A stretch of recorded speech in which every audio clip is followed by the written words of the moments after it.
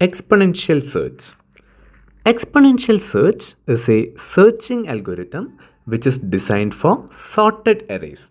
This is a one special algorithm in which the value of this algorithm lies in the situation it is useful in and about the logic that this brings in. That is more than the time complexity and space complexity. The value of this algorithm is in the situation it is useful in. So the time complexity is order of log n. But see, it is a very good time complexity. But the point is, you can achieve order of log n with a binary search, with a simple binary search. But why specifically do you need exponential search? So whenever I teach you any algorithm, I'll always say the first thing you have to look at is the time complexity, and the second thing is space complexity, because this will tell you how fast an algorithm can run and how good it is in memory utilization. But in case of exponential search, even though time complexity is good, the value of this algorithm is about the situation.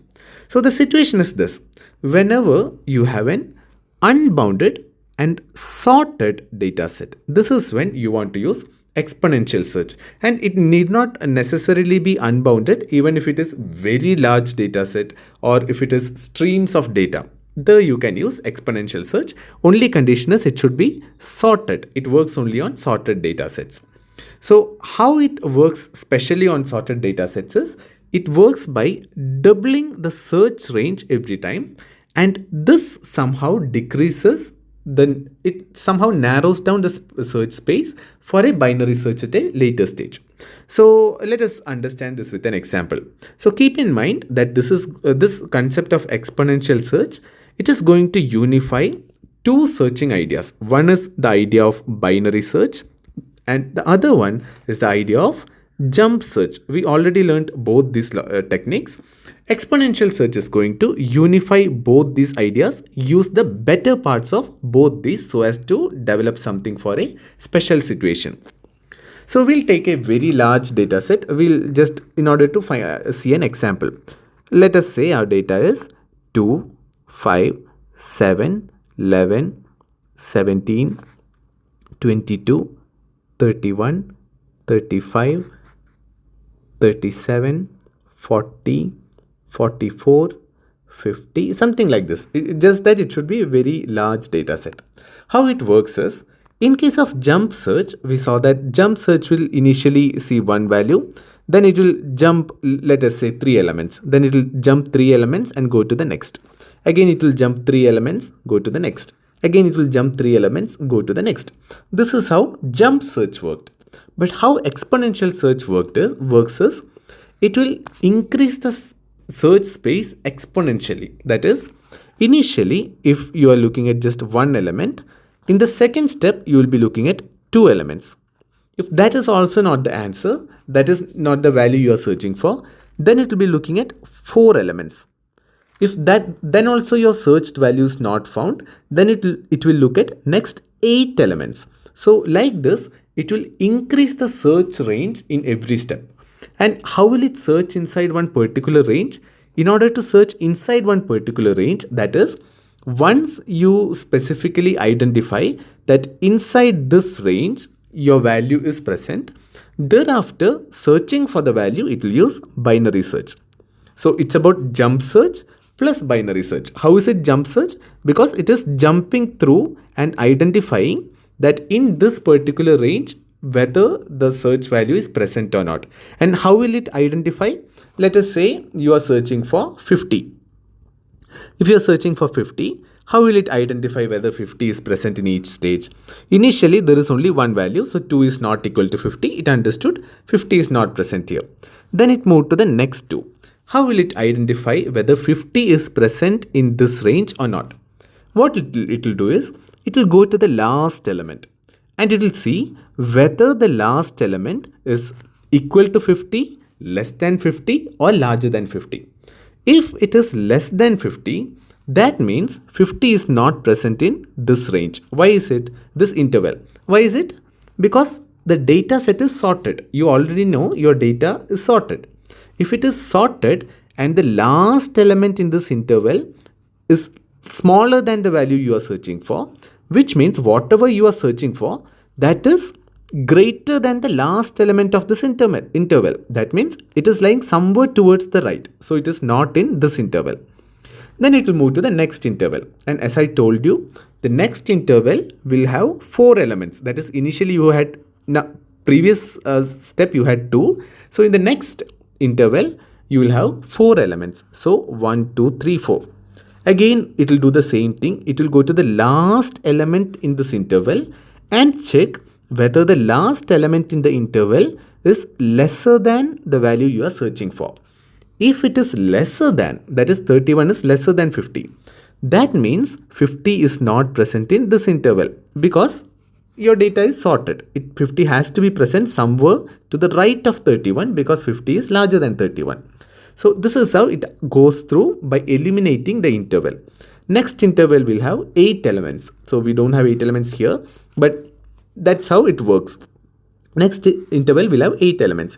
It will go to the last value. Say last 8th value, let us say it is 70. If 8th value is 70, it will check 70 with 50. And now you know 50 is smaller than 70, which means 50 is if present, then it is present somewhere in this interval. So it selected the interval. So till the point you select the interval, it works exponentially. Right when you select the interval, it will stop this exponential process and then start a binary search. So the idea is, after selecting the interval that you want to search for, you will consider that interval as your total search space instead of your complete stream or complete large data set. So it will select a small portion that as the search space, and inside that search space you will do binary search. So that is also the reason why time complexity is order of log n. Time complexity is order of log n because it is possible that your search space happen to be the last search space possible in your data set. Then that will be a very large search space because you are increasing the size of search space exponentially. So in that case, it will be like doing a binary search on a normal data set. But where is this useful? The speciality of this exponential search is, if you somehow have an thought, or maybe you know that in your stream, which is having maybe 100 crore elements in the data set, maybe you are expecting that you will find the searched value somewhere inside 1 lakh. If out of 100 crore elements, you are expecting that your searched value will be somewhere around 1 lakh index of 1 lakh. In that case, you actually don't have to go till the end of data and consider complete data set. You only need to consider a small data set which is close to that 1 lakh range. So this is where exponential search is useful. That is, whenever your searched value is somewhere near the beginning of data set, that is when exponential search becomes very useful, because you will stop the search then and there. Till that point you are growing exponentially and you will stop it then and there, and this is where exponential search becomes very useful. That is, if your data set is very large, something like 100 crores, and you are expecting to find the value at the beginning of it, that is 1 lakh is somewhat in the beginning of a 100 crore length data set.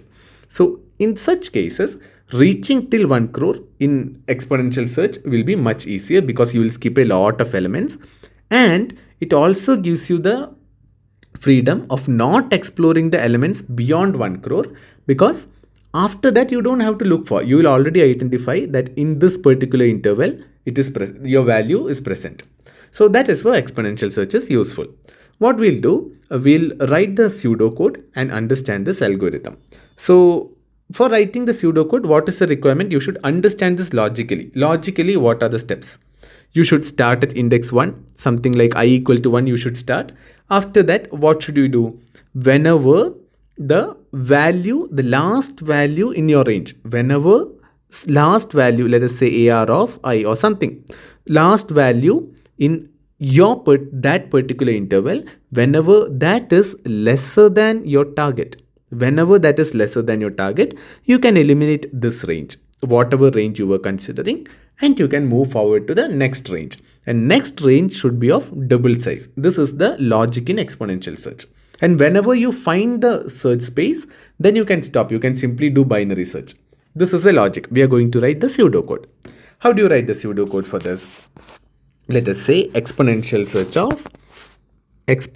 search of array target. So I am going to find this target element inside this array.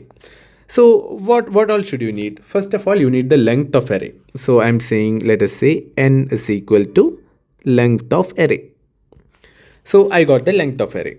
Next thing is, first index will be 0. So what I'm going to do is, I'm going to double the range continuously.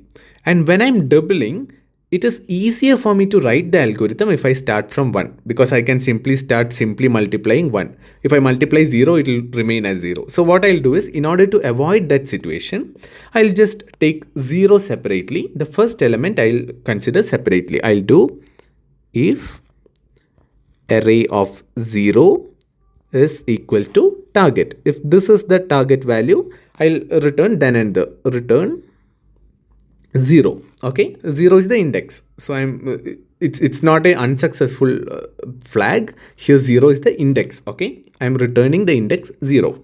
So if first element is the target, I'll simply return so I avoided index 0. That is what I did with this step.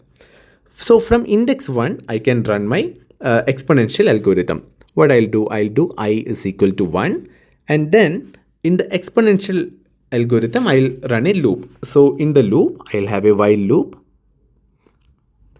While, what should be the condition? One condition should be I less than n, because I should not go beyond the array size. And what should be the second condition? Second condition should be that our target value should always be lesser than the last element in the interval. So here I'm considering last element in my interval is I. Okay, so initially I'll have only length 1, and in that case I equal to 1 case, first element itself is the last element. Okay, so I'm going to write array of I, ar of I should be less than target, right? This is the condition, less than target.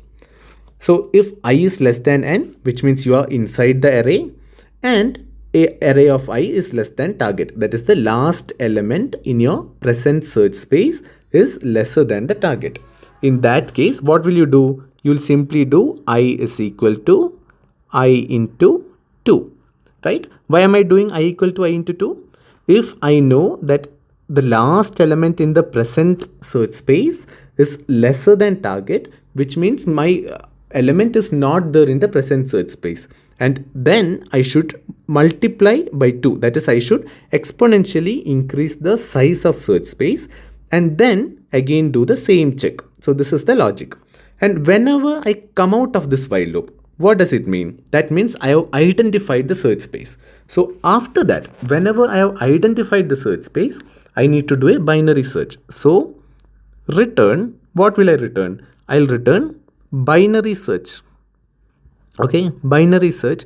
I'm simply writing binary search because we already explained binary search in detail in our binary search lecture. So if you want to see binary search algorithm, please go to the binary search lecture. Here we'll simply write binary search, which means we are calling binary search algorithm. So binary search on the same array in order to find the target value, and you should give low and high values corresponding to the beginning and ending of your search space. So what should be the beginning of your search space? So you reached at some value of I right now, and you know this value of I it is supposed to be the last element of your search space. So your value target will be found in the search space in which I is the last element, which means the first element of your search space will be I by 2, because you did I equal to I into 2. So it should be I by 2. And I by 2 is the first element in your search space, the lower end. What is the higher end? It is I. But for safety, you should use minimum of I and n minus 1. Why should you do this? Because in case when you do I equal to I into 2, if I goes out of bound, then also you can come out of this loop, right? If I goes larger than n, then also you will come out of this loop. So in order to handle that situation, you should do minimum of I or n minus 1, whichever is smaller. Okay, that is your highest value. So you are going to do binary search in the array in order to search for target with I by 2 as the lower index and minimum of I and n minus 1, whichever is smaller among I and n minus 1, that will be your search space largest index. So in this particular search space, which spans from I by 2 to I, or maybe I by 2 to n minus 1, whatever be the situation, that is where you are going to apply binary search. And we already discussed that time complexity is order of log n. How is it order of log n? Because you have two phases. One is this phase in which you are doing exponential growth, and this phase in which you are doing binary search. In this exponential growth phase, what is the time complexity? Time complexity is order of log n only, because you are exponentially growing into 2 like this, you're growing. So we already saw in the lecture for understanding time complexity on how this exponential growth happens, and in that case how should you calculate time complexity. So you already know it is log n in this case when it is growing exponentially. So here it is order of log n. And what about this case? In case of binary search, you already saw in binary search lecture that time complexity is order of log n. So both these cases it is order of log n. So total time complexity is order of log n only. But you have to keep in mind that it is not about the time complexity. If you are able to find this searched value somewhere in the beginning of your data set, you will be able to find it much faster than this worst case time complexity. So that is the value of exponential search.